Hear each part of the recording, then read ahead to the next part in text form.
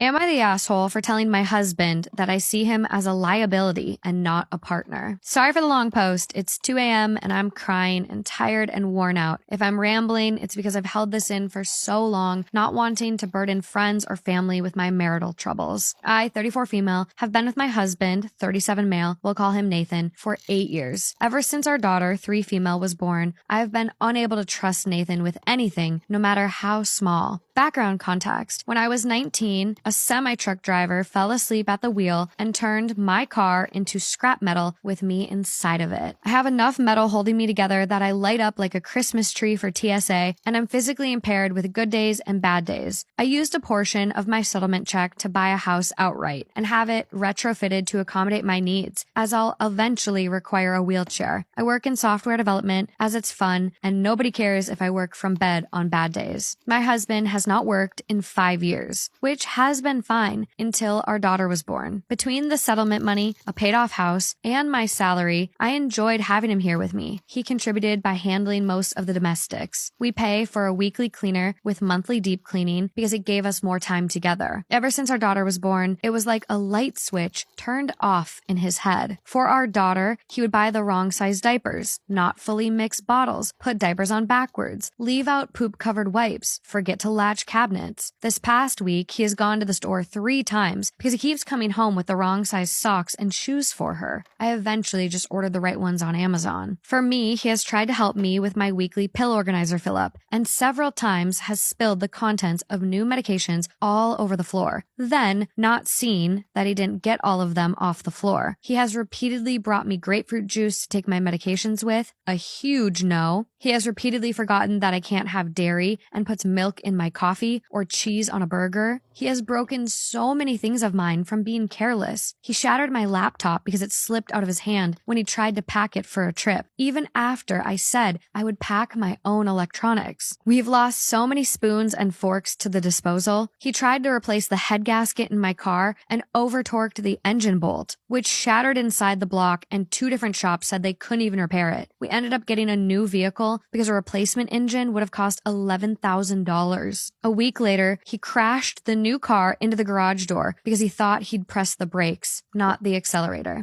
He wanted to do TikToks and streaming as a hobby. I supported him initially, but I quickly noticed a pattern. Anything regarding our daughter or me, he was sloppy and careless. He never whoopsied his own stuff. He would build entire sets to stream or make videos with, leave the garage, and leave his brain in the garage. Came to a head 4 nights ago. He streamed himself building a new set piece, 9 hours straight. Meanwhile, I worked, clocked out early to pick up our daughter from summer camp, cooked and fed both of us, and got her ready for bed. He came out to help me put her to bed. I let him know that I needed to get some work done and would be in my office, and I asked him to take the trash out. He said that he will. 2 hours later, I left my office, and the house felt really warm. He'd taken the trash out, but left our front door partially open, and was back in the garage with his game volume really loud. I panicked, since our daughter is able to get out of bed, but luckily she was sound asleep. But she could have easily toddled right out of the house, and he wouldn't have noticed. Then I noticed a stove burner was on, with a small pot on it with nothing inside. I didn't use the stove for cooking that night. I popped my head in the garage and said, quote, "Hey, I need you for a minute." I informed him of the door situation, and he responds, quote, "I thought I locked it." We checked the camera, and no, he did not. I asked about the burner being on, and he said he was planning to make ramen and forgot.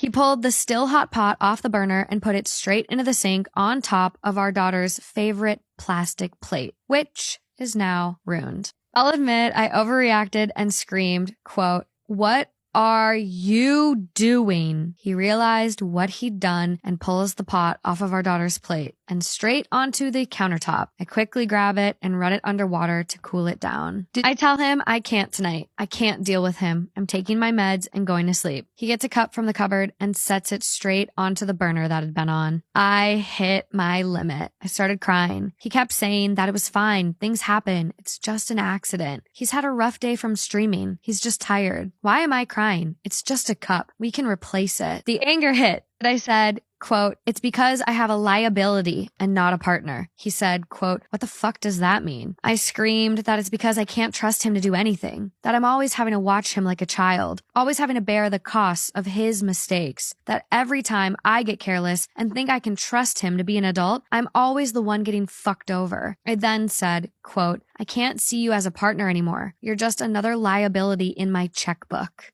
He immediately stormed out of the kitchen and went to bed. I called my mom and told her what happened. She thinks it's just stress and offered to take our daughter for a week so we could figure this out without our daughter seeing it. She says it was an asshole thing to call my husband a liability. In the morning, I told my husband that my mom would pick up our daughter from summer camp and offered to watch her for a week. He said, okay. And that's the only interaction we've had since. He spends all day in the garage playing games with his friends, making TikToks, and streaming. For food, he's been ordering DoorDash and having the person deliver it to the garage. It's been days and he refuses to be in the same room as me. I've tried messaging him to ask him if we can talk or figure out a solution, but he's just left me on red. If I pop into the garage, he ignores me, but apologizes to his friends or viewers for the interruption and unmutes his mic when the noise stops. Before the blow up, I've asked if there was something going on. I've tried to gently respond every time he screwed up so our daughter didn't associate mistake to anger. I asked him to schedule with a doctor to see if something was going wrong medically.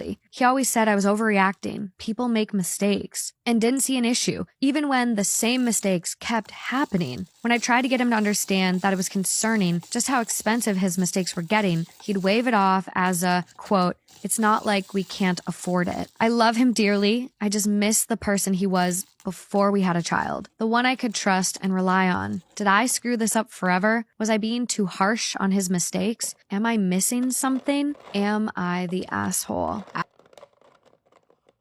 I am mainly looking for advice. My boyfriend and I have been seeing each other for well over a year, and he lives on our college campus with his brother and another roommate. At the end of the summer, the other roommate is moving out and this girl, we'll call her Kate, is moving in. I forgot how him and his brother met Kate, but they picked her so they wouldn't have to find a random person to move in. I'm not bothered by the fact that she is a girl. I am, because I have lived with a guy before, although that guy is my best friend and also gay. The issue I have with her moving in is her Twitter account and her OnlyFans. To start, she says and posts some of the most foul and vulgar things on Twitter, more perverted than my most sexually liberated female friends. On the topic of moving in with my boyfriend and his brother, she acknowledged that they are both in relationships but compared herself to Jess from New Girl, a character who eventually gets with one of her male roommates. Second is her OnlyFans, which his whole friend group knows about and talks about. One of his friends was hooking up with Kate and helped her out with filming her OnlyFans, and his friend group still talk about it to this day, and I know the other girlfriend of one of his friends was hooking up with Kate and helped her out filming with her OnlyFans, and his friend group still talks about it to this day, and I know the other girlfriends of the guy friends are uncomfortable with it too. It's not that I don't trust my boyfriend, but I get bad vibes from Kate. Okay, my boyfriend's apartment is actually disgusting. I would never pay money to live there, and I can't imagine any woman wanting to share one bathroom with two grown men. Doesn't even go to our university or work anywhere close by, so why would she want to live there?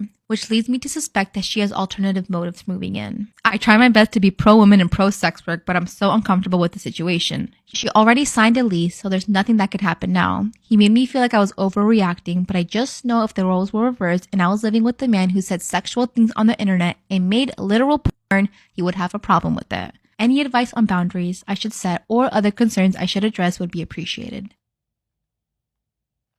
I kicked my best friend out of my wedding party because of her husband. When I got engaged, it was a no-brainer who my maid of honor was going to be. It was going to be my best friend. Let's call her Lizzie. I asked Lizzie, she said yes, and was so excited. And a few months later, we started planning my bachelorette party. I wanted to go to the beach, okay? I knew exactly what I wanted to do. And all my bridesmaids were 100% down. They also love the beach. So we decided it would be a good idea to go over Memorial Day weekend. We decided we would drive down that Thursday and then stay the weekend and go back on Monday. So my bridesmaids and I all take off work that Thursday and Friday, and we begin planning things. We start booking Airbnbs, planning little excursions over the weekend, lots of fun things. And we start paying for these things and sending each other Venmo requests, the whole thing that people do when they're planning trips. A few months after, we finalized when and where my bachelorette party is going to be, and after a ton of stuff was already booked, Lizzie calls me and tells me that she now has her summer clinical during Memorial Day weekend, that Thursday, Friday. She's a nursing student, so I totally understood. Now, I think that she's calling me just to tell me that she can't come, but that was not the purpose of the call. She asks me if I can move the date of my bachelorette party so that she can come. And I felt absolutely horrible, but I said no. First of all, everybody has already taken off of work. We've already booked a ton of things. Like, obviously, I'm devastated she can't go. And if I would have known this earlier, I wouldn't have picked Memorial Day weekend. I would have chose a time to make sure that my best friend could be there. But at this point, it's just too late. And I think it would be unfair of all my other bridesmaids to just force them to change their plans once again. I was like, Lizzie, it is too late to change the plans now. I'm so sorry. You know I want you there. This isn't personal. It's just, it doesn't make sense. And this is where our relationship starts to get rocky. She is texting me less and less, and when she does, she's being super short with me, like responding in 1 or 2 word sentences. And at first I was like, oh, maybe she's super stressed with nursing school, but yeah, no, it definitely was not that, because it was not just sometimes, it was all the time. I even say, listen, I know that you have a lot on your plate right now with school, and I just want you to know that if you want to step down as maid of honor and just be a bridesmaid in my wedding, I will not be offended. I know that being a maid of honor is a lot of work, and if you don't feel like you can take that on right now, just know I will not be upset with you at all. But she tells me absolutely not, that she wants to be my maid of honor and that it's so important to her to have this role in my wedding and that she doesn't want to step down. And I was like, great. Maybe everything's going to be back on track now. Yeah, no, I was wrong. I was wrong about that one. I wake up one random Thursday morning to a Snapchat message from her husband. Yes, from her husband. A Snapchat message. He does have my phone number. Yeah, could have texted me, but nope. And it says, I'm going to need you to figure this wedding stuff out because I'm sick of Lizzie having to stress about your terrible wedding planning. It's messed up for her to be your maid of honor, but be your last priority when it comes to planning. Don't you think? I am absolutely floored. Like, I thought I was dreaming. There is no way that this could be real. I just responded with ... what? And then I immediately call my fiance and I'm like, you have to hear what Lizzie's husband just said to me. Because here's the thing. My husband and Lizzie's husband, also best friends. Now, I wait all day to hear from Lizzie. I think that she's going to say something about this, but I don't. I do not hear anything from her. So the next morning, I send Lizzie a text saying, hey, we need to talk about that message that your husband sent me. And she responds, we need to talk? ? You can talk to him about that. So I call her that night and I tell her that nobody, especially not one of my friends' husbands, is going to speak to me like that. Especially when Lizzie didn't come forward and say anything to me about this issue. I knew that she was sad that she couldn't go, but I thought that we worked it out and we talked about it and it was fine because I was prioritizing her. If she said she could go Memorial Day weekend, that's when we were planning it. Her plans changed. I'm sorry, there's just no reason that your husband needs to get involved in this, and especially to just aggressively call me out like that over Snapchat message. It's just wrong and weird and so disrespectful. I was like, Lizzie, if you were feeling this way, I wish you would have come and talked to me about it. You're my best friend. I love you and I care about your feelings. So I'm just really hurt that this is the way the situation is playing out. And she told me that she sees nothing wrong with what her husband sent. She said that she can't control him or his messages and that she feels super hurt and betrayed and left out about the bachelorette trip. She kept saying, what about me? I'm the maid of honor and this is when I get mad. What about you? I said, you're not the bride.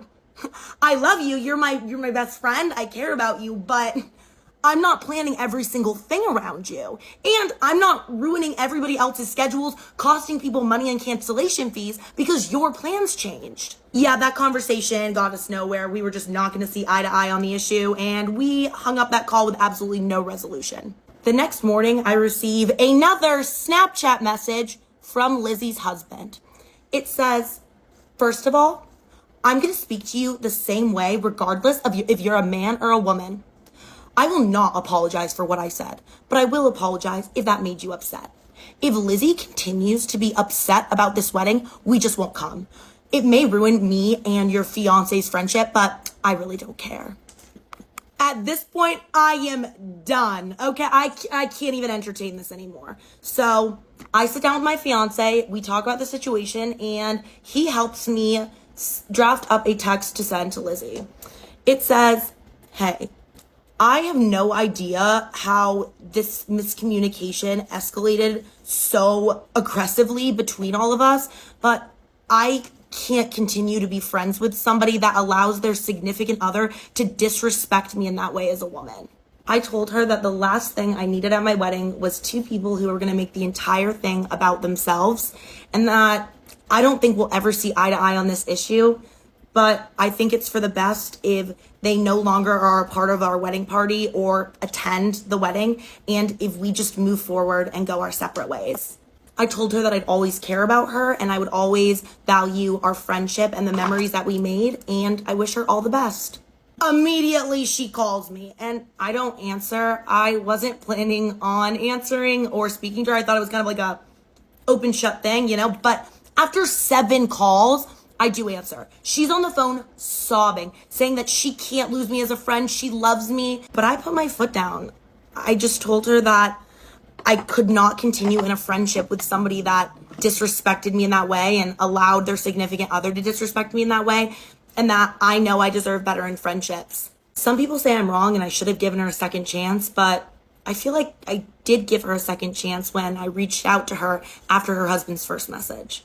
I'm sad that the friendship is ending, but I just respect myself too much to allow myself to be treated like that. Would I be in the wrong for going no contact with my family after 18? I, 16 female, am thinking on leaving home at 18 and going no contact with most of my family. I'm tired of the constant state of being alone in a family of people who don't even get along because they are so mentally and emotionally and physically broken and unable to even realize that their problems aren't the only ones in the world. I'm tired of being unappreciated, undervalued, and mistreated by all of the women in my family. My sisters have anger issues from years of physical abuse by my mother. My mom is a narcissistic alcoholic with a bad attitude towards anyone or any minor inconvenience in her life, like her kids. Like me. Since I became a teenager, I've been treated like crap. Since I was 13 and my sister moved out a few years ago, all of my mom's bad treatment of her left onto me, with her making me into her new Cinderella overnight, with me having to cook, clean, do laundry, take out the trash every Friday, and take care of 2 pets plus a toddler. It's exhausting. I'm the only one doing the housework around the house and I get nothing for it. I don't get paid, I don't get to go out with friends, I don't have a job or a car. I just stay inside day and night doing nothing but stare at the wall and watch my brother. And he's a handful. He's mean and disrespectful and rude, always saying, I hate you, I don't like you, you're ugly, etc., etc. It's ongoing with him never giving me the time of day to even think or relax.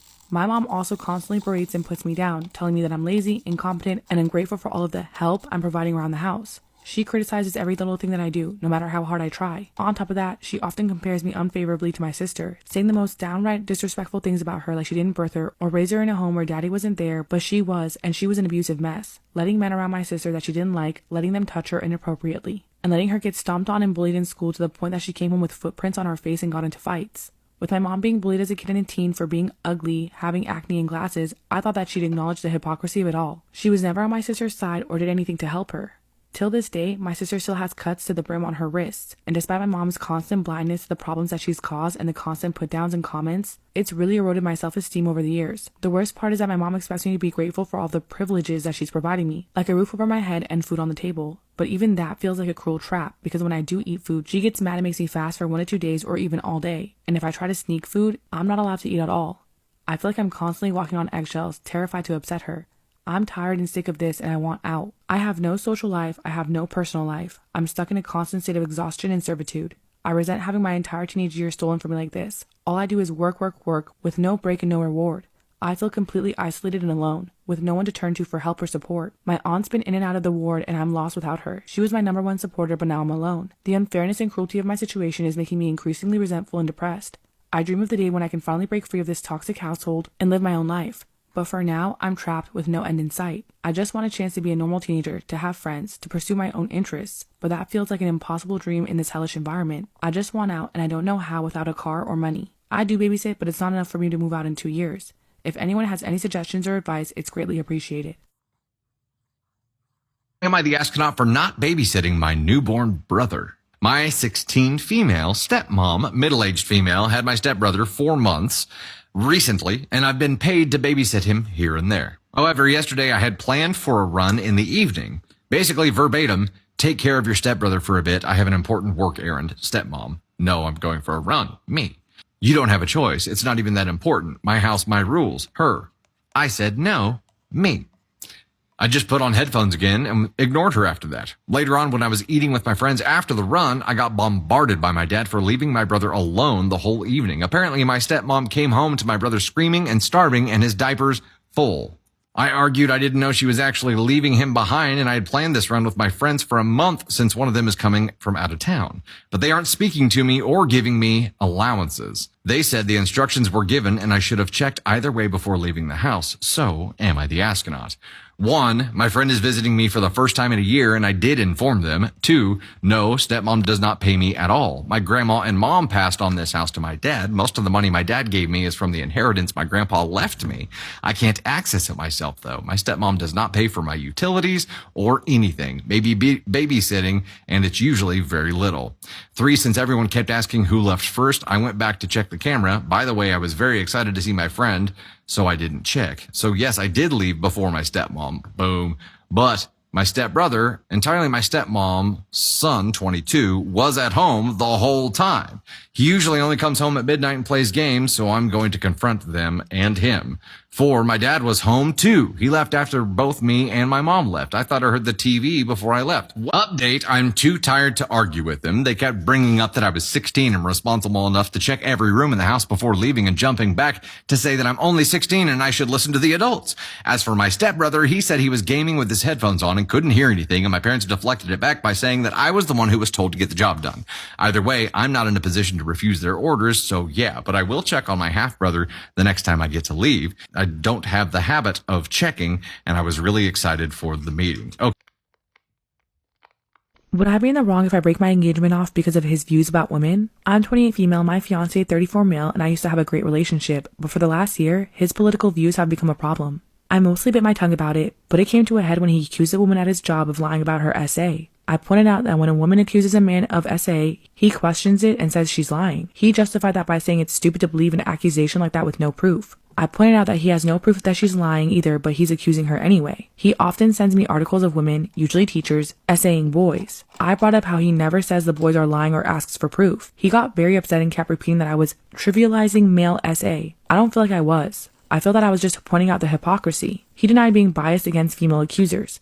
I reminded him that when the allegations against Diddy first happened, he said, feminists were just trying to ruin a successful man's life. Unsurprisingly, he never brought up the man who accused Diddy of SA. He defended Diddy up until the video of him physically assaulting Cassie was leaked. Even then, he said, we didn't know the whole story. The final straw was when he was telling me, yet again, about how women are actually worse than men because we're sneaky and conniving and that at least men will F you over to your face. He kept saying that women are far worse people than men, and I just lost it. I said there was nowhere on earth, not now or ever in recorded history, has the female violent crime rate been higher than a male's. I told him that men kill each other even more than they kill us, so they're a bigger danger to themselves than some girl being sneaky. I said that blaming women for unfair legislation, like conscription, makes no sense when a man can make up a majority of the US government, and most, if not all, other governments. He was absolutely furious about all of this. He didn't argue with me per se. He just told me that I was brainwashed by the feminist agenda and that feminism lied to me and convinced me that I was special. I don't know where that comment came from. It's not relevant to anything. I immediately was very pissed off and said, well, maybe patriarchy lied to you about this relationship being special. I threw my ring on the table, left the house, and haven't spoken to him since. Today, he sent me a long text stating how I belittled him with that comment and that I would be a good wife if I could just stop needing to be right all the time. I haven't responded, and I'm conflicted about if I will at all. I feel bad about throwing the ring. I feel really bad that I hurt his feelings by saying our relationship isn't special. But still, to be honest, I'm seriously questioning if I really want to marry him. He's always been argumentative, not just with me, with everyone. Normally, I just ignore it. But he was so egregious with his hypocritical BS. I shouldn't have taken the bait, and I don't feel like men generally are bad. I was speaking out of anger. I don't consider myself to be a super political person. I'm not even sure if I count as a feminist. He just has a new complaint about women every freaking day at this point. It's so frustrating. I don't know when he became this way, but it sucks. There are still things that I love about him, but the things that he's been saying may be more than I can forgive. Despite all of that, I'm still responsible for my intense outburst because I ignored his constant women bashing in an effort to keep the peace. I exploded when I could have just spoken up from the start. Maybe if I nipped it at the bud right at the start, it could have been better. I don't know. I don't know what to do. Am I wrong for refusing to make my husband his dinner because his work wife keeps making his lunch? Story time. So, me and my husband have been married for 3 years. He recently got a promotion within his company and has since switched department. My husband is 24 years old. In his new department, there is this 21-year-old, right? Her name is Amy. Shocker, but I have not liked Amy since the start. Anytime I see her at his work events, she will make sure to call him her work husband. Recently, Amy has taken to making Steve his lunch. She will also make sure when she's saying goodbye to give him extra long, lingering hugs. My breaking point though was last week. I greeted him at the door when he got home from work and he hands me his lunchbox. It's still full of the food that I made him. So I was like, oh, hey, but why is your lunchbox still full? He said that Amy had made him food that day and he didn't want to seem rude and not eat it. Shut up, Steve. I ignored it and then I saw him throw away the food that I made him. The next day I was like, right, I'll get up a bit earlier and I'll make him his favourite food to make sure that he does actually eat the lunch I made him. Despite making him his absolute favourite day after day, Steve continuously eats Amy's food instead of mine. That was until this morning. I decided I literally just wasn't going to make him any food that day. If he prefers Amy's food, he can eat Amy's food. Downstairs this morning to me making breakfast and he stood like loitering in the corner like, I said, you alright there, babe? He said, yeah, where's my lunch? That on its own would have irked me. So I said, I'm not going to make you any lunch. I'm not going to waste my time. Then had the nerve to tell me that I was being petty over little things. I tried to discuss it, but he saw his arse and stormed out and went to work. So what do you think? Am I wrong here? Have you ever been mean girled so bad that it's actually embarrassing for you to tell the story because you look so dumb and naive? Cause same. So the year is 2018. So these are different times, okay? So I was with my ex and he had this high school friend. We're gonna call him Mario. And Mario was married to this girl and we're gonna call her Francine. My ex obviously wanted to go on double dates with them. Immediately after I met this girl, Francine, we hit it off. We basically become really good friends to the point where I consider her like a close friend of mine. She tells me like issues in her marriage. She asks me for advice. Fast forward a year, Francine gets a new job and she meets this girl and we're gonna call her Rachel. Very quickly, I cannot go anywhere with Francine without Rachel tagging along. Like they had become attached to the hip. I don't mind because I didn't particularly not like Rachel. I didn't feel like she liked me, but I also didn't feel like she didn't like me. I'm self-aware. Sometimes I could come on really strong and I have like a strong personality and it takes a little bit for me to win people over, but I always do. I am a girl's girl and when I have a friend, I support my friends, okay? I did so much nice shit for Rachel, okay? This girl did hair, not very well, I might add, and I would still go to her and get my hair done with her so that I can support a friend. Like, that is how hard I ride at dawn for my friends. Another thing that really just set this whole thing off for me was the fact that it was Rachel's birthday. I couldn't make it because I was extremely sick. And Francine literally convinced me to spend like $400 on balloons for Rachel. I was so like, damn, I can't make it to this girl's party. Like, this the least I can do is like send over some nice balloons. And $400 in 2020, that's a lot of money. It's not about the money, it's about the principle.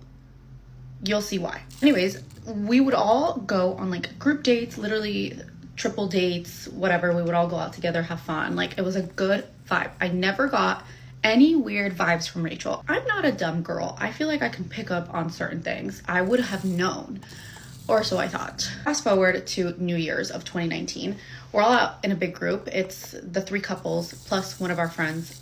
We're gonna call him Xavier, who I love him. He makes a little joke, you know, he's gay, so he made like a little sassy jab at me. It was like all in good fun, like, right? Like all in good fun within friends. Francine and Rachel laughed a little too hard and they gave each other a look. So that's when I was like, oh, you guys have talked shit about me. Fast forward into 2020, me and Xavier, who I met through Francine, start getting really close. One day, Francine calls me and she just starts talking all this smack about Xavier. And let me just preface this by saying that her and Xavier had been friends, like literally like besties since high school. And Francine and her husband Mario were going in. Okay, they were a little what you call racist. In combination with the fact that me and Xavier were really close and the fact that Francine and Rachel had clearly been talking about me, I said, I'm gonna snitch. Anyways, I snitched and I called Xavier and basically I told him, and that's when it all came out. He said, and I quote, Francine and Rachel invite you out so that they can talk about you when you leave. Rachel absolutely hates your guts, and she says, and I quote, I can't fake the funk with Marina. Girl, you faked it good enough. Obviously, immediately, they're all blocked and cut off. Moral of the story is, I was an idiot. I was naive. I thought people had the same intentions as me. I thought people were incapable of doing such mean shit like that, like begging me to come out with them just to talk bad about me when I left. It's very, fan-like behavior. It's giving psychopath. But now, nothing surprises me anymore. It's been a few years. Obviously, I'm older, I'm wiser, and I'm much more selective when it comes to girlfriends.